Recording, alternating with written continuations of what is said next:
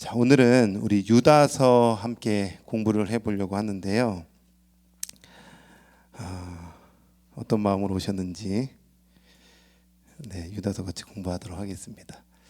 유다서 공부 처음이시죠? 네, 궁금하시죠? 저도 유다서 공부를 하면서 참 좋습니다. 짧은 이제 한 장으로 이루어져 있는데 이걸 어떻게 이제 같이 잘 풀까 고민이고 기도인데요.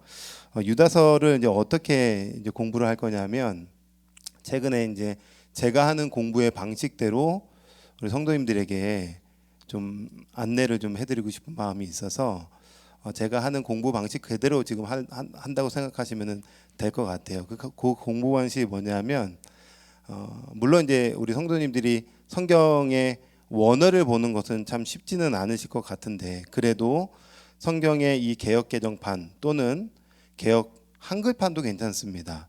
아니면 뭐 우리말 성경이든 이런 여러 비교 성경도 괜찮고요.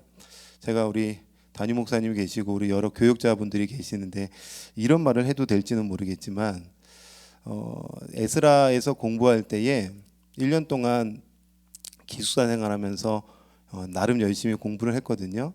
매일매일 과제가 있는데 매일매일 과제를 할 때에 그때 이제 여러 성경책을 쭉 펼쳐놓고 이 원어랑 가장 비슷한 책이 뭘까, 번역된 게 뭘까 이렇게 쭉 봐요. 그러면 여러 성경책을 이렇게 보는데 생각지도 못하게 이 책이 이 성경책이 원어랑 이렇게 해석이 잘 돼 있어? 이게 뭐냐면 카톨릭 성경책이에요. 카톨릭 성경책이 원어랑 이 원어 번역을 참 잘 해놨습니다. 그래서 제가 우리 이제 합동 측 그리고 이제 총신에서 공부했기 때문에 그거 보면 어떻게 합니까? 이게 아니라 번역본은 그대로 봐도 됩니다. 그래서 그런 이제 성경을 보면은 보다 이 개역 개정판 한 것만으로만 해석할 수 없는 보다 깊은 메시지를 해석할 수 있어요. 그래서 오늘 딱 페이퍼를 보자마자 어떤 분들은 보자마자 1절과 2절 기록되어 있네. 왜 1절과 2절만 제가 오늘 같이 공부하려고 하냐면 이런 질문을 좀 해보시면 좋을 것 같아요. 예를 들어서 종이 과연 뭐지? 이거예요.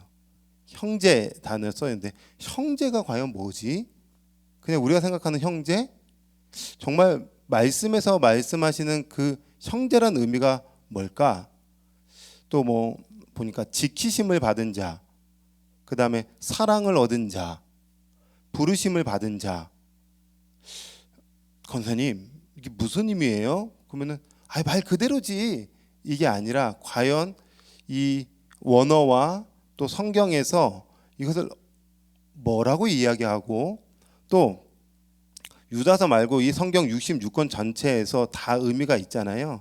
이 성경 전체를 제가 다 찾기는 어렵지만은 성경 사전을 펼쳐서 그 원어를 쭉 보니까 그 원어에 대한 뜻과 함께 성경 구절들이 어디에 쓰였는지 쭉 나와요. 그리고 뭐 주격으로 쓰였는지 목적으로 쓰였는지 쭉 나와요. 그러면 그걸 하나씩 다 찾아보면은 여기에서 이런 의미로 쓰였구나, 여기에서는 이런 의미로 쓰였구나 이렇게 보잖아요. 그러면은 굉장히 큰 도움이 됩니다. 자, 여기까지 얘기했을 때 우리 성도님들이 듣기는 목사님 그거 언제 다 합니까? 지금 일상을 살아가기도 너무 바쁜데 제가 해서 들려드리도록 하겠습니다. 잘 들으시면은 될 것 같습니다. 자, 그럼 이제 페이퍼를 한번 보시면서 적으시면서 하시라고 공단이 많이 있고요. 자, 먼저 유다서 같이 한번 공부해 볼 텐데요. 왜 유다서인가? 저는 요한계시록을 예전에 한번 같이 안내를 해드리면서 다시 요한계시록을 지금 공부하고 있는데요. 요한계시록에 지금 단어 하나하나씩을 보는데 유다서가 굉장히 심오하구나 이걸 좀 알게 되면서 유다서를 성도님들이랑 같이 공부해 보면 참 재미있고 좋겠다.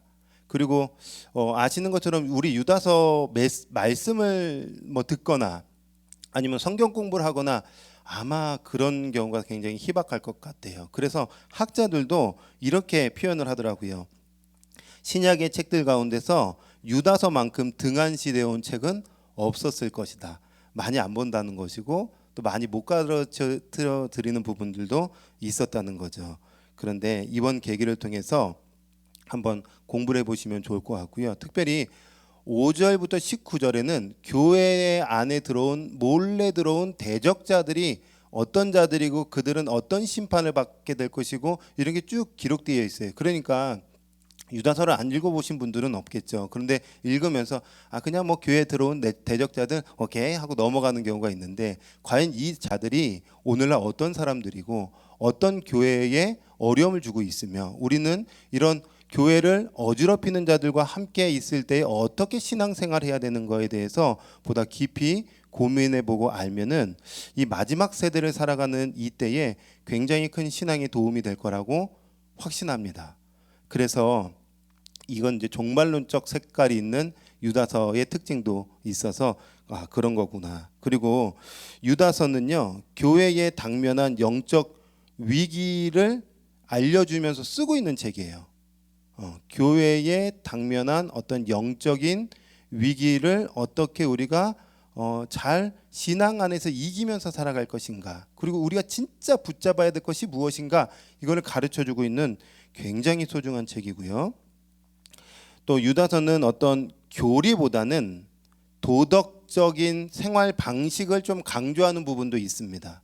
다시요, 유다서는 어떤 교리를 강조하기보다는 지금 교회 내 안에 들어온 우리 그리스도 안에서 다 자유가 있잖아요. 우리 예수 그리스도 안에서 자유가 있는 자들이, 그러니까 살면서 좀 자유를 만끽하며 살아가세요.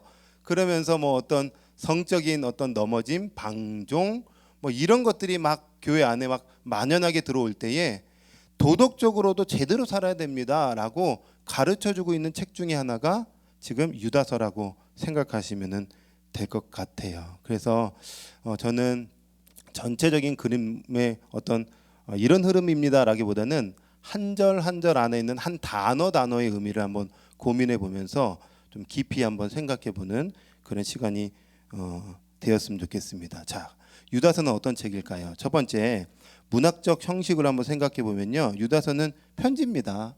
어렵지 않죠? 다 알고 계시죠? 편지입니다. 그런데 우리가 바울 서신도 그렇고 또 일반 서신도 그렇고 또 이렇게 서신서를 보면요, 서신서에는 이렇게 구성되어 있어요. 서두, 그 다음에 도입부, 본론, 그 다음에 축원, 이렇게 세 등분으로 나눠져 있어요. 한번 이따가 한번 확인해 볼 텐데, 그래서 서두에 이제 인사말 있고 본론에 이야기할 거 있고 마지막 이제 축원, 이렇게 하면서 맞춰지는 편지 형태로 되어 있습니다. 아마 이제 어떤 분들은 이제 공부를 하시면서 이런 얘기 들어보셨을 거예요. 바울 서신이 있고 일반 공동 서신이 있다, 이런 얘기 들어보셨을 거예요. 그래서 바울이 쓴 13개의 편지는 바울 서신으로 분류되고요. 나머지 이제 뭐 베드로나 뭐 야고보나 이렇게 뭐 일반 서신 이렇게 표현하거든요. 공동 서신. 그래서 유다서도 공동의, 그러니까 어떤 교회를 탁 집어가지고 고린도 교회에 쓴 편지, 뭐 갈라디아서에 쓴 편지, 이런 편지가 아니에요.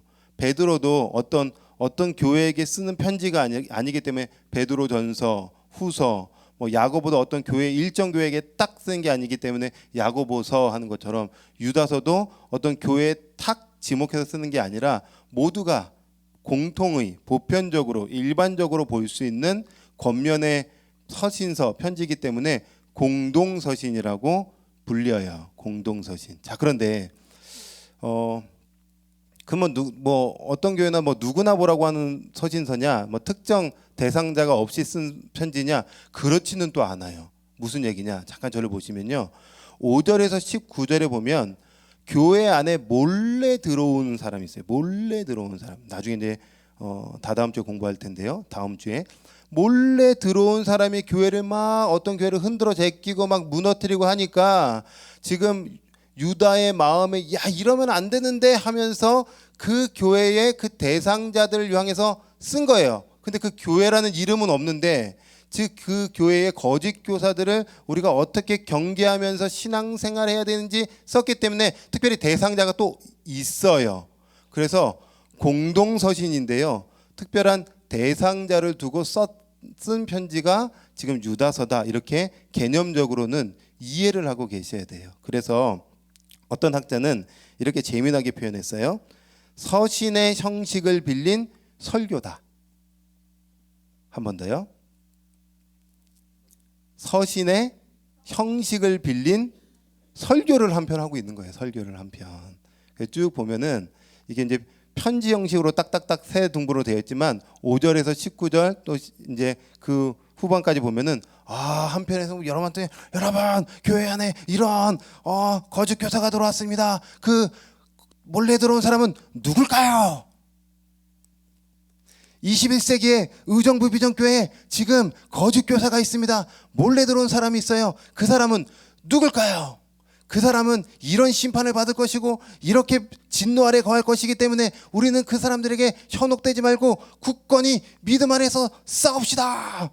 설교를 하고 있는 것 같아요. 이해가 되시죠? 그래서 편지 형식을 띤 설교다 이렇게 생각하시면 되고요. 특별히 이제 어떤 풍월로 들으면 이런 풍월로 이제 들어오신 분들이 있어요. 유다서가 이단을 경계한 소책자와 같은 책이구나. 아닙니다. 이단 경계가 아니고요.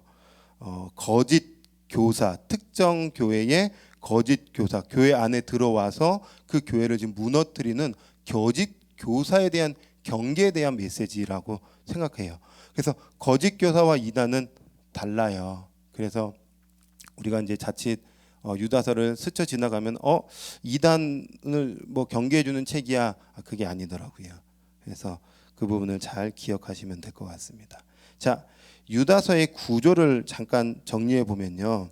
1절에서 4절은 서론입니다. 서론. 1절에서 4절은 편지의 서론이라고 생각하시면 돼요. 그리고 5절에서 19절이 이제 앞으로 우리가 깊게 들여다볼 5절에서 19절은요. 본론이기도 한데 거짓 교사들에 대한 질책입니다.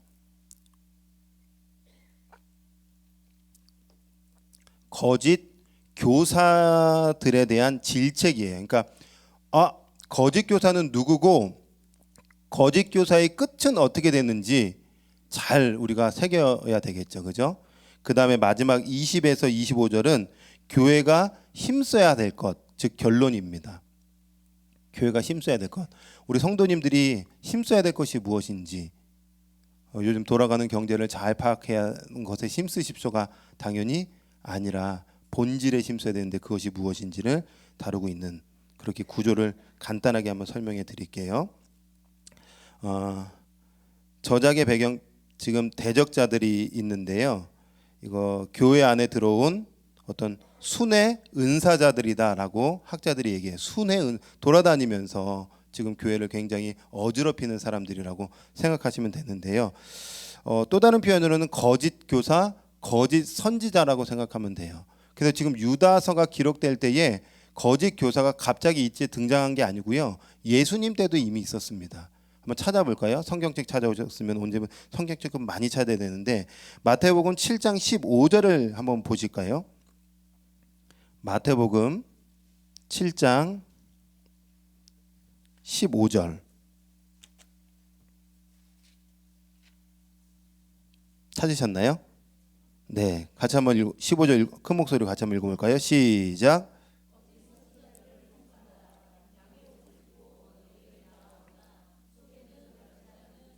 예, 예수님 때 지금 거짓 선지자, 거짓 교사들 막 등장합니다.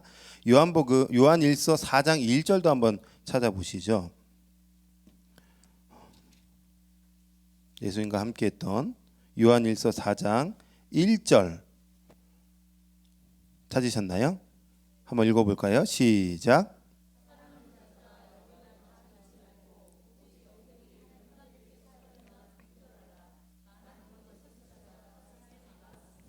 예, 많은 거짓 선지자가 세상에 나왔는데 그때 나오고 이제 다 들어간 게 아니라 지금도 무궁무진하겠죠. 그죠? 그래서 사랑하는 우리 성도 여러분, 영을 다 믿지 말고요. 오직 영들이 하나님께 속하였나 늘 분별해야 됩니다. 그러니까 여러분 요즘 유튜브 보면서 이 말씀 저 말씀 다 듣는 거 결코 좋은 게 아닙니다. 네, 그리고 어떤 영상 보니까 뭐 귀신 쫓는다 그러고 뭐 하나님 음성 많이 듣는다 그러고 분별을 잘 하십시오. 여기 분명히 나왔습니다. 오직 영들이 하나님께 속하였나 분별하라고요. 여러분 되게 중요합니다. 마태복음 7장을 다시 한번 돌아가셔서요.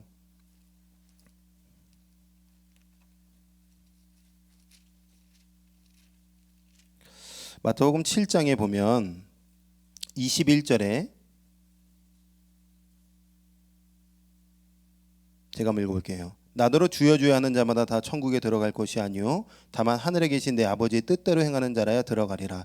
그날에 많은 사람이 나더러 이르되 주여 주여 우리가 주의 이름으로 선지자 노릇하며 주의 이름으로 귀신을 쫓아내며 주의 이름으로 많은 권능을 행하지 아니하였나이까 하리니. 나 너 몰라. 그 다음에 이렇게 나오는 거예요. 그러니까 여러분 이런 일들이 막 해서 저기 보니까 막 저런 귀신도 쫓아내고 뭐 영적인 현상도 나타나네. 그런데 우리 하나님이요, 나 너 모르는데 이럴 수 있어요. 나 너 모르는데 하는 사람이 그런 일들, 영적인 일들을 행할 수 있다는가요? 그럼 어떻게 알죠? 열매로 알리라. 그 사람이 말한 대로 삶에서 약자를 돌보고 가난한 사람의 손을 붙잡아주고 낮은 자리로 가고 복음을 전하는 삶을 살아내고 있는지, 그런 영적인 일들 다 하고 돈 뜯어내려고 하고 자기 이름 높이고 있다면 분명히 이상한 일이겠죠. 이런 일들이 있어서 대적자들이 지금 유다서에 기록된 대적자들도 그런 특징을 가지고 교회 안에 들어와서 교회를 무너뜨리고 있는 상황입니다. 자, 유다서의 배경의 네 번째 언어를 한번 보시면요, 이 언어가 왜 갑자기 언어일까? 왜 배경의 언어 이야기를 하는 걸까? 여러분, 신약에서 다른 곳에 발견되지 않는 유다서에만 나타나는 단어가 나와요. 14개나 등장해요.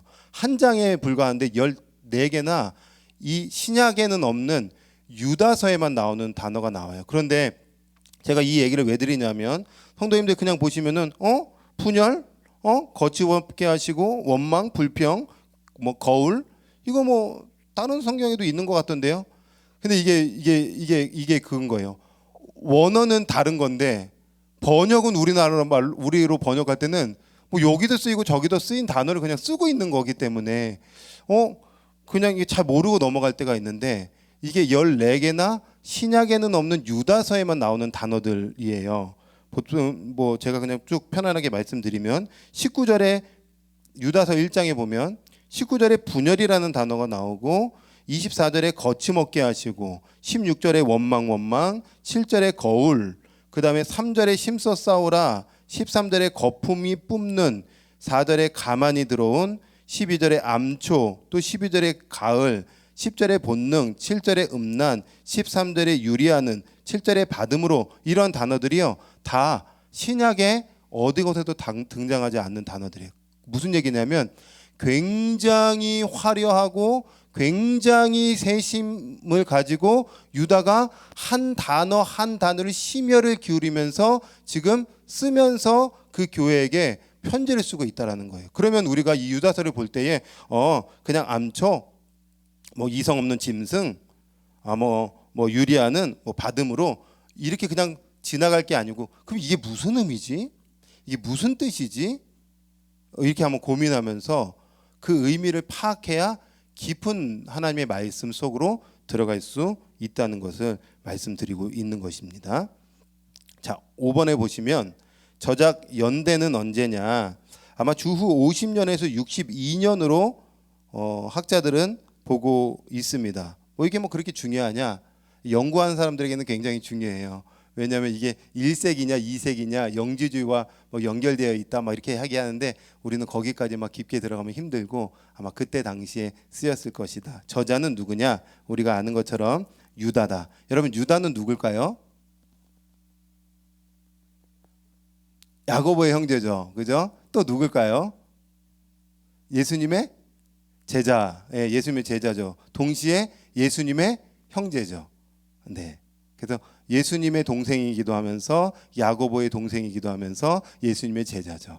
이렇게 표현되고 있어요. 그런데 그것이 1절에 어떻게 표현했는지 한번 잘 고민해 보세요. 굉장히 재밌어요. 네. 야고보가 예수님이 이 마리아에서 나온 어떤 형제라고 표현하면은, 야고보는 형제라고, 예수님의 형제라고 표현했는데 유다는 종이라고 표현하고 있어요. 그리고 야고보는 형제라고 표현하고 있어요. 잘 따라오고 계시죠? 왜 야고보는 그렇게 표현했고 또 유다는 왜 똑같이 표현 안 했을까? 이런 것들도 질문해 보셔야 되는 부분이에요. 그래서 그런 부분들도 같이 한번 생각해 보면 좋을 것 같습니다. 재미난 것은 유다도 순회 전도자였습니다. 순회 전도자, 돌아다니면서 복음 전하고 돌아다니면서 교회를 세우는. 그래서 고린도전서 9장 5절의 말씀에 그가 이제 돌아다니면서 복음 전하는 자였다는 것을 잘 기록하면서 알 수 있어요. 자, 이제 말씀 연구에 한 단어 한 단어를 한번 고민해 보시죠. 자, 1절과 2절을 한번 이제 말씀 속으로 들어갈 때에 하나씩 풀면서 이런 의미구나 한번 잘 배우셨으면 좋겠습니다. 1, 2절 같이 한번 읽어 볼까요? 시작.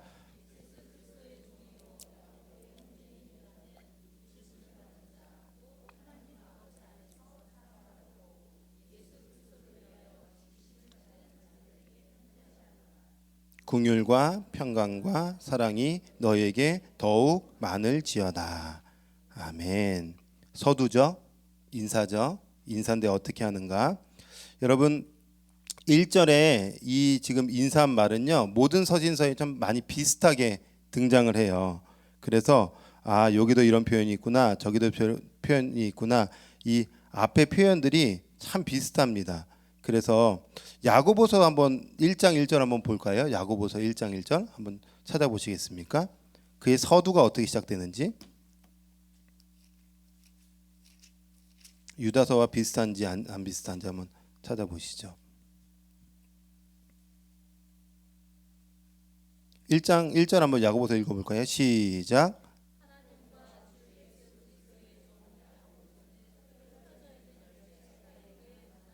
네, 하나님과 주 예수 그리스도의 종이라고 표현하면서 유다서 1장에도 예수 그리스도의 종 이렇게 표현하는 표현이 비슷하게 볼 수 있어요. 로마서 1장 1절도 한번 찾아보시죠. 로마서 1장 1절. 바울은 그의 서신 시작을 어떻게 표현하고 있는지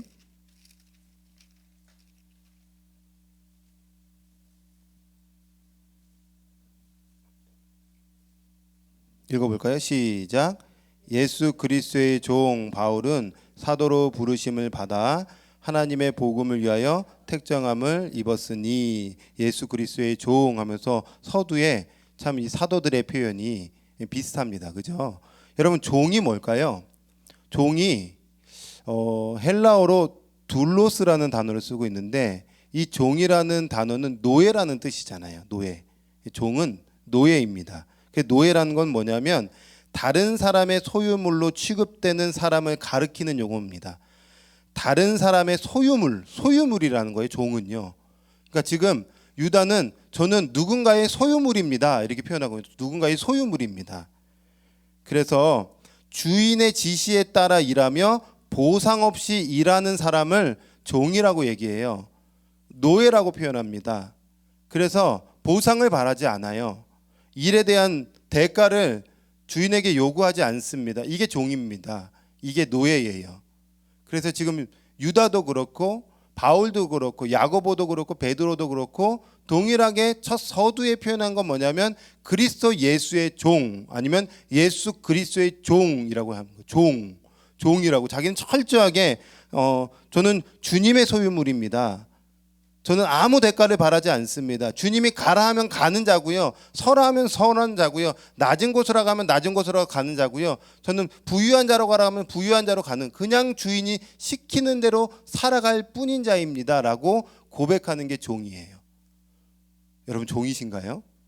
여러분 이 단어가 그냥 쓰이지 않았다는 걸 곰곰이 생각해 본다면 지금 그 예수 그리스도의 현실에 같이 살았던 예수님의 동생이면서도 부활을 경험한 이후에 예수 그리스도를 받아들이고 종으로 살아가고 있는 이 유다가 형제를 향하여 주님, 저는 주님의 종입니다라고 표현한다고 한다면 십자가를 통과한 지금 저와 여러분의 모든 사람들이 진짜 종 맞나?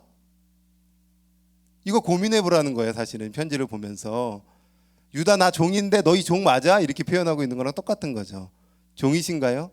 주님이 가라 하면 언제든지 가고 서라 하면 언제든지 서고 소유물을 주장하지 않고 살아가고 계십니까? 두 번째 이런 표현이 나오죠. 유다서 1장에 보면 야고보의 형제입니다. 지금 자기가 누구인지 표현하고 있는데요. 자기는 야고보의 형제라고 표현하고 있어요. 그럼 편지를 여러분 딱 봤을 때 야고보가 누군지 모르면 야고보가 누군데 야고보의 형제라고 해 이렇게 얘기할 수 있는데, 야고보의 형제니까 교회 성도들이 다 보고 야고보의 형제 이렇게 알 수 있었다는 거예요. 유명인이었겠죠, 야고보가. 그럼 야고보가 누구였을까? 이거 뭐 두말할 거 없습니다. 당시 초대교회의 그 교회의 지도자, 야고보서의 저자, 예수님의 동생, 그 형제 야고보를 의미한다고 모두가 학자들이 동일하게 이야기하고 있어요. 그런데 그 야고보의 형제라고 표현해 있는 이 형제라는 단어가 재밌습니다.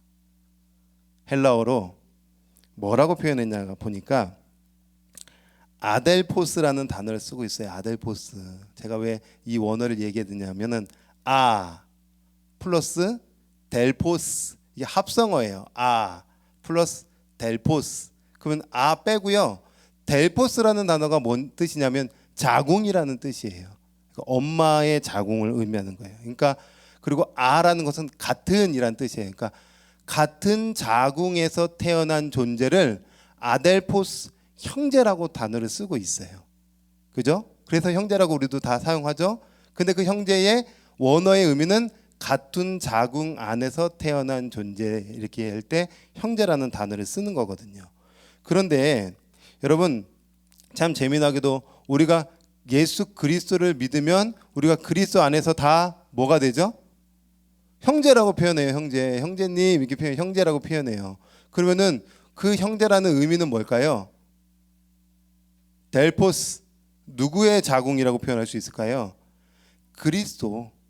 우리가 그리스도 안에서 그 자궁 안에서 새롭게 거듭난 존재를 아델포스라고 표현할 수 있는 거예요. 그래서 우리 모두는 다 남이 아니라 형제입니다. 우린 형제예요. 예수 그리스도를 중심으로 한 형제인 거죠. 치고받고 싸워도 형제는 화해합니다. 그죠? 그렇게 안 하는 형제들이 간혹 있을 수 있어요. 살다 보면.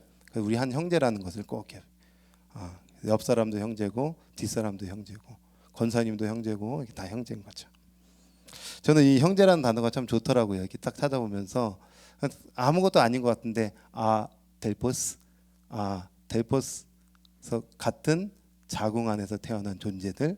그러면은 이거는 외적으로는 그런 야고보를 그렇게 형제라고 표현하지만 우리는 그리스도 안에서 이런 표현으로 가기 때문에 참 너무 좋죠.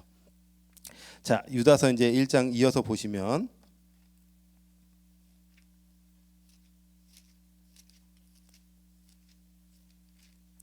예수 그리스도의 종이요 야고보의 형제니 유다는 뭐를 받은 자죠? 네, 부르심을 받은 자예요. 부르심을 받다. 여러분 부르심을 받다라는 이 단어가 어디에 똑같이 쓰였는지 한번 잠깐 찾아보면 좋겠는데요. 마태복음 22장 14절을 한번 열어보시죠. 거기에는 어떻게 표현되어 있는지 한번 잘 보세요. 그렇게 한번 생각해 보세요. 부르심을 받은 자는 이런 의미를 갖고 있구나. 마태복음 22장 14절입니다. 찾으셨나요? 같이 한번 읽어볼까요? 시작. 네, 여기서 청함이라는 단어가 부름을 받다라는 이 부름이라는 단어랑 같은 단어입니다. 같은 단어예요. 번역할 때 이렇게 쓰였는 거죠. 켈레이토스라는 이 단어가 부름, 청함이에요. 그러니까 어디에 청함받은 걸까요? 혼인잔치에 청함받은 거예요. 혼인잔치 비유는 무슨 의미일까요? 천국잔치겠죠. 구원을 의미하는 거잖아요. 그래서 구원받은 자, 구원으로 초청된 청함받은 자, 그러니까 부름이라는 것의 의미는 구원이라는 의미를 같이 담고 있는 거예요. 그래서 구원받은 자는 우리가 또 다른 표현으로는 성도라고 표현하는 거죠. 성도. 그래서 로마서 1장 7절을 한번 열어보실까요? 로마서 1장 7절.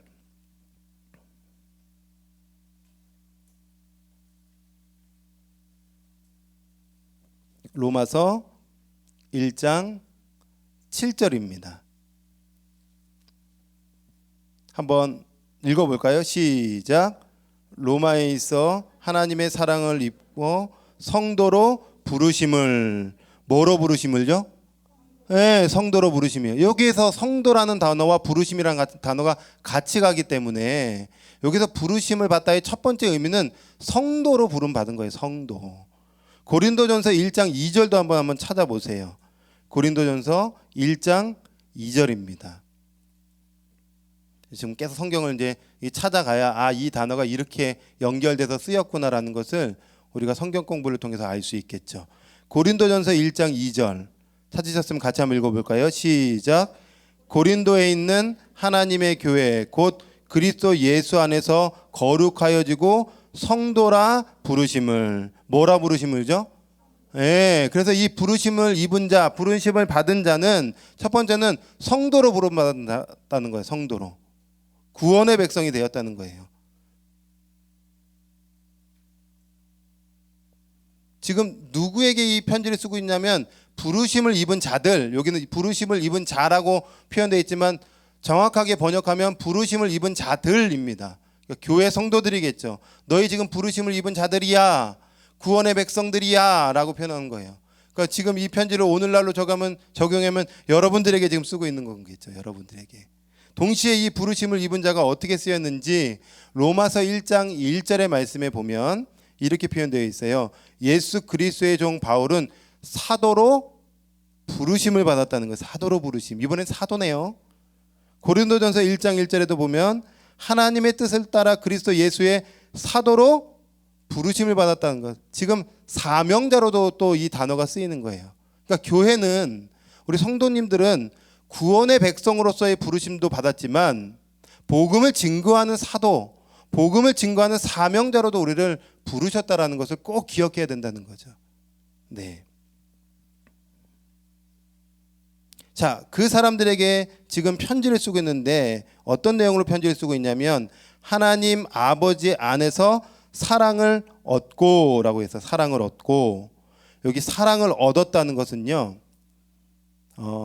완료형으로 끝났어요. 완료형. 무슨 얘기를 하려고 하냐면 사랑이 단번에 끝나서 이미 사랑을 우리는 계속적으로 받고 있다는 뜻이에요. 다시요. 지금 이제 앞으로 사랑해 볼까? 이게 아니라, 야, 사랑은 이미 예전에 끝났어. 2000년 전에 예수 그리스도의 십자가로 이미 너희는 사랑을 다 입은 자들이야. 근데 그 사랑은 지속적이고 계속적이고 끝날 때까지 이어져. 그냥 너희는 그냥 사랑 안에 있는 거야. 그 사랑 안에 있는 자들이요, 이렇게 표현하고 있는 거예요. 여러분, 지금도 하나님께서 우리를 지속적이고 계속적으로 사랑하고 계십니다. 슬퍼하고 있는 분들이 계십니까? 하나님의 사랑이 느껴지지 않는 분들이 계세요? 오늘 말씀이 얘기하고 있어요. 너희는 지금 사랑 안에 계속 있는 거야. 이거 이미 끝났어. 완료로 끝났어. 이렇게 얘기하고 있어요. 이어서 지키심을 받은 자라고 얘기하죠. 예수 그리스도를 위하여 지키심을 받은 자들에게 편지한다. 잠깐 저를 보시겠어요? 여기에서 예수 그리스도를 위하여의 위하여는 사실 원어에는 없어요. 위하여는. 어떻게 해석하느냐에 따라 좀 달라요. 그래서 예수 그리스도께서 지켜주시는 자, 이렇게도 표현할 수 있어요. 그냥 이렇게 의역해서 한 것 같아요. 그런데 예수 그리스도께서 위하여 조금 떼도요, 우리는 지키심을 받았다라고 하는데 이게 이미 또 완료형으로 끝납니다. 그러니까 사랑도 완료형으로 끝나고요, 지키심도 완료형으로 끝난 거예요. 그러니까 예수님께서 이미 지키셨고 지금도 예수님께서 오시기는 재림하는 그 순간까지 그의 백성들은 계속 지켜주신 가운데 있어라고 말씀하고 있는 거예요. 그럼 여러분 고민해 보세요. 지켜주신다는 단어를 왜 사용하고 있을까요?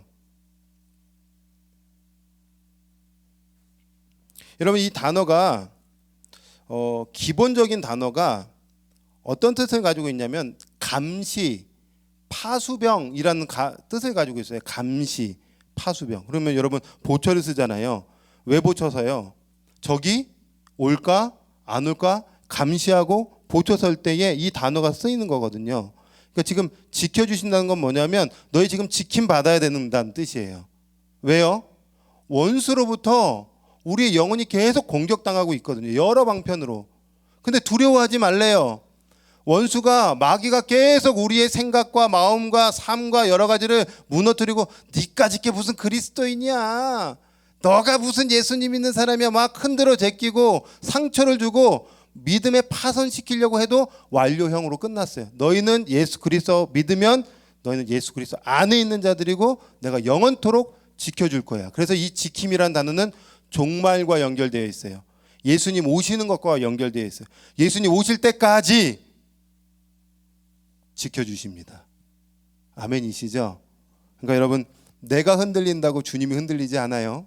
내가 믿음이 막 흔들리는 것 같지만 주님은 신실하십니다. 여러분을 끝까지 지켜주신다는 뜻을 가지고 있는 거예요. 보존하신다, 보호하신다라는 의미죠. 한 구절만 한번 찾아보시죠. 베드로전서 1장 5절 똑같은 단어인데요. 어떻게 쓰여 있는지 한번 보시죠. 베드로전서 5장 1장 5절의 말씀에 이 단어가 종말과 어떻게 연결되어 있는지 한번 고민해 보세요.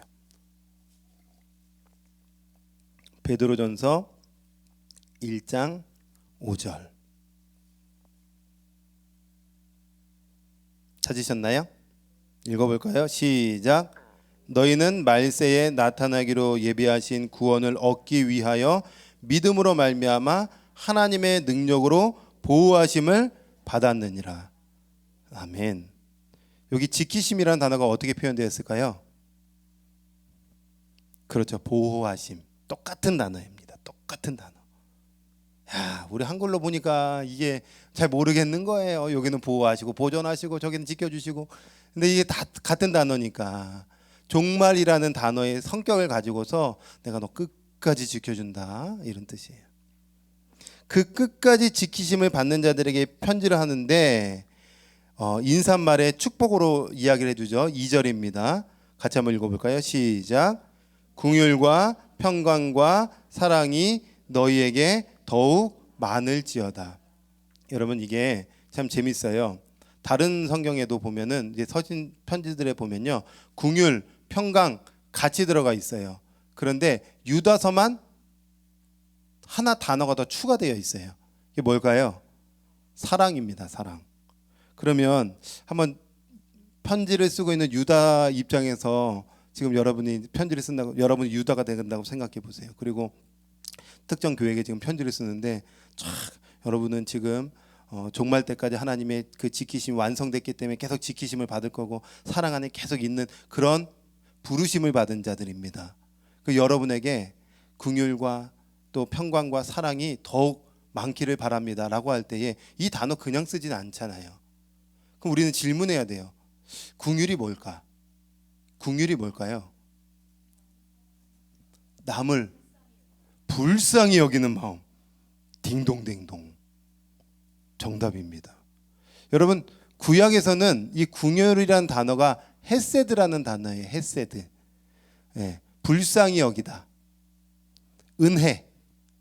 이런 단어를 가지고 있어요. 그리고 변함없이 꾸준한 사랑. 강자가 약한 자에게 베푸는 호의. 이게 헤세드, 긍휼이라는 단어로 표현되고 있어요. 그래서 마태복음 9장 13절에 이렇게 구절이 쓰여져 있어요. 너희는 가서 내가 긍휼을 원하고 제사를 원하지 아니하노라 하신 뜻이 무엇인지 배우라. 나는 죄인을 부르러 온 것이 아니요 의인을 부르러 온 것이 아니요 죄인을 부르러 왔노라. 그러니까 하나님, 저는 주님 앞에 참 죄인입니다. 저는 오늘도 내 마음이 파탄 났습니다. 왜 이렇게 예수 그리스도를 닮지 못했을까요? 라고 내 마음이 하나님 앞에 완전히 또 꼬꾸라져서 예수님 닮지 못한 그 마음을 슬퍼하고 애통하면서 하나님 앞에 엎드릴 때에 하나님께서 우리에게 긍휼, 불쌍히 여겨주시는 마음으로 다시 채워주시고 그 긍휼을 입은 자가 또 다른 이에게 헤세드, 은혜를 베푸는 삶을 살기를 원하는 것이 이 긍휼이라는 단어의 뜻을 가지고 있는 거예요. 그러니까 하나님께서 우리가 이 땅에 살아가는 동안 어떤 삶을 살기를 원하시냐? 긍휼의 삶을 살기를 원하시죠. 또 이어서 단어가 무슨 단어가 있죠? 평강이에요. 이거는 히브리어로 샬롬입니다. 샬롬. 평안. 평안하기를 원하는 샬롬, 평안이 있기를 원한다는 거예요. 너의 마음에 분쟁이 없기를 바래 이런 거예요. 너의 일상에 다른 사람과 다툼이 없고 평안이 있기를 바래. 빌어주고 있는 거겠죠. 마지막 사랑입니다. 사랑. 사랑은 우리가 아마 많이 들어보셨을 것 같은데 아가페예요. 아가페. 아가페. 근데 여러분 이 사랑이라는 단어가 성경에 여러 군데 쓰여 있겠지만 헬라어로 원어로는요 여러 가지로 쓰여 있더라고요. 근데 아가페라는 이 사랑은 어떤 사랑이냐면 감정적 사랑이 아니에요. 이성적 사랑을 얘기하는 것이 아닙니다. 성적 사랑을 얘기하는 것이 아니라 자비, 관용, 자기 희생이라는 것을 담고 있는 사랑을 함축적으로 표현하고 있는 거예요. 자기 희생이 있는 것.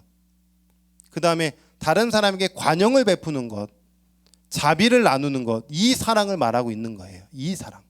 그러니까 하나님은 이 땅 가운데 살아가는 성도를 우리를 부르셨고 유다를 통해서 말씀하고 있는 건 뭐냐면 너희 안에 헤세드, 그리스도로 말미암아 너희 강자잖아. 복음이 있으니 영원한 것을 소유하고 있으니 너희는 강한 자기 때문에 복음이 없는 약한 자들에게 호의를 베푸는 것, 복음을 전하는 것이 긍휼이에요. 그런 삶을 살기를 원하고 평강, 너희 마음에 그리스도가 계시는데 왜 세상 것으로 그렇게 분쟁하냐? 세상의 그 사람들의 불화살로부터 뭐 그렇게 마음이 뺏기냐? 그냥 죽어줘. 죽어주는 자가 강자잖아. 그래서 평안이 있기를 원하고. 그 다음에 아가페, 사랑. 사랑. 남을 위해서 희생적 사랑을 그리스도께서 살아내셨다면 똑같이 세상의 사람처럼 치고받고 살면 되겠냐?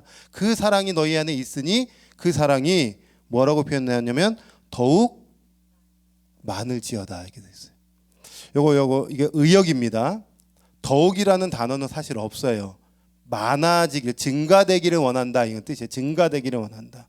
근데 여러분 이 증가되기를 원한다 이 단어가 굉장히 재밌는 표현입니다. 무슨 표현이냐면 원어로 이렇게 어근을 추적해 보면요. 채워지다라는 뜻이에요. 충만이라는 뜻이에요. 충만. 그러니까 지금 유다가 축복을 빌어주는데 이 목표의 끝은 뭐냐면 아니 너희 그냥 그렇게 많아지기를 원해. 지사님 긍휼 조금 더 많아졌으면 좋겠어요. 아이 뭐 또 뭐 평강이 좀 더 있어주면 좋겠어요. 이게 아니라 너희는 지금 이 긍휼과 평강과 사랑이 어디까지 가야 되냐면 충만까지 가야 돼. 여러분 컵에 물이 충만하면 어떻게 되죠? 흘러 넘치는 데까지 가야 되라는 뜻이에요. 흘러 넘치면 너희가 굳이 긍휼하려고 하고 굳이 평강하려고 하고 굳이 사랑을 나누려고 하지 않아도 흘러 넘치잖아. 흘러 넘치면 알아서 그게 다 되지. 너희 가정 안에 너가 이게 충만하면 이게 다 흘러 넘치잖아. 그러면은 남편 화해할 수 있고 직장 안에서 이 평강이 임할 수 있고 사랑이 막 흘러가는 거야. 그 자리까지 가자 하고 인사말을 지금 하고 있는 거예요. 왜요? 그 다음에 대적자들을 어떻게 대해야 되는지 인사말부터 얘기해 주고 있는 거예요. 자, 그렇다면 어떻게 충만할 수 있습니까? 누구의 힘으로 충만할 수 있습니까? 예수 그리스도를 또 다른 표현으로 그분의 영이 무엇일까요? 갈라디아서 5장에 성령이 내주하시고 성령이 함께 하시면 나타나는 열매잖아요. 그래서 오늘도 우리가 우리의 힘으로 살면은 안 되죠. 우리 힘이 뭐가 사랑이 뭐 얼마나 있겠습니까? 뭐 조금 있어도 우리 이제 뭐 권사님 저보다 조금 더 있을 수 있을 것 같은데 뭐 거기에 도친 개친 똑같겠죠. 근데 성령이 내 안에 거하시면 흘러 넘쳐서 우리가 그러한 삶을 살아내며 보호하심 속에서 사명을 감당할 수 있는 자들이 되는 것입니다. 여러분 제가 한 가지 준비하면서 사실은 시간이 많이 가가지고 15페이지 준비했는데 빨리 끝냈어요. 자, 그런데 제가 하나 놓쳤어요. 지키심을 받는 자. 아까 제가 설명드렸죠. 지키심을 받는 자. 근데 여러분 지키심을 받기 위해서 하나님이 내가 너 지켜줄 거야. 나 너 보호해. 끝까지 이미 완성됐어. 종말 때까지 이렇게 되지만 우리가 또 지키심을 받는 노력이 필요해요. 가만히 있으면 지키심을 받는 것이 절대 아니죠. 지키심을 받기 위한 우리의 모습이 있어야 됩니다. 오늘 대표기도 때 그 말씀의 고백이 나와서 제가 깜짝 놀랐는데요. 요한복음 14장 21절만 딱 보고 마치도록 하겠습니다. 요한복음 14장 21절.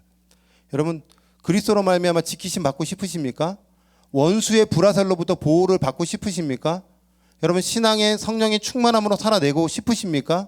그렇다면 우리가 해야 될 것이 있습니다. 요한복음 14장 21절입니다. 같이 한번 읽어볼까요? 시작.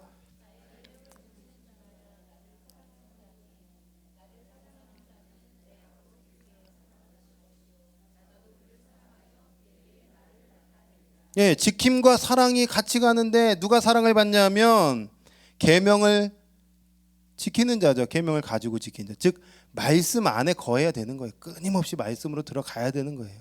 이 말씀이 하나님이 66권은 그냥 준 게 아니라 이 말씀만 봐도 신명기 말씀에 보면 이 말씀으로 말미암아 너희가 지혜자들이 될 것이고 이 말씀으로 말미암아 지식 있는 자가 될 것이라고 신명기 4장에 말씀하고 있잖아요. 그러니까 우리는 성도님들 뿐만 아니라 다음 세대들에게 다른 거 가르칠 필요가 없이 말씀으로 들어가야 돼요. 그래서 말씀 학원 가자. 말씀 학원은 어디입니까? 수요 성경 공부지. 이렇게 오시면 됩니다. 같이 한번 기도할까요?